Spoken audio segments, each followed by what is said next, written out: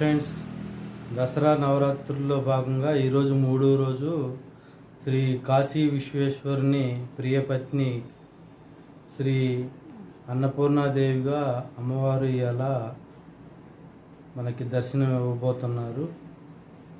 అయితే ఈరోజు ఈ పూజ యొక్క విశేషాలు మరియు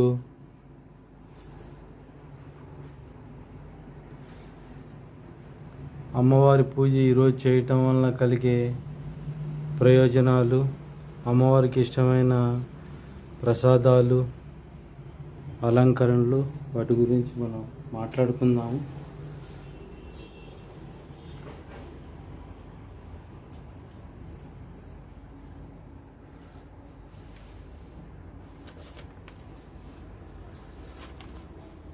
అన్నపూర్ణాదేవి చేతిలో రసపాత్రను ధరించిన పరమేశ్వరునికి భిక్ష పెడుతున్న భంగిమలో అన్నపూర్ణాదేవి భక్తులకు దర్శనమిస్తారు.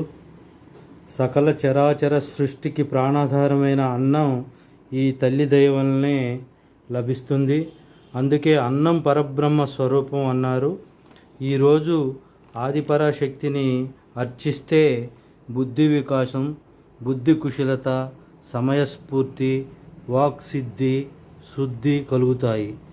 మానవుణ్ణి సంపూర్ణుడిగా ఈ తల్లి అనుగ్రహిస్తుంది.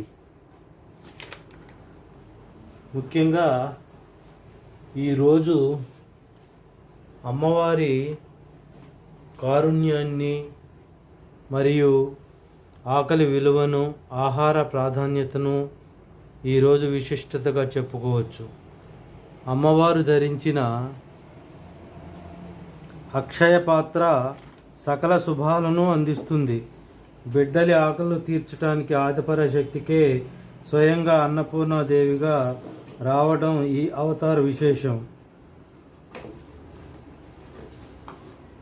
ఈరోజు మంత్రం వచ్చేసి ఓం శ్రీం హ్రీం క్లీం నమో భగవత్యన్నపూర్ణేషి మమాభిలషిత మహిదేవ్యన్నం స్వాహ అనే మంత్రాన్ని జపించి అమ్మకు నివేదన చేయాలి. తెల్లని వస్త్రాలు, తెల్లని పుష్పాలతో పూజించాలి.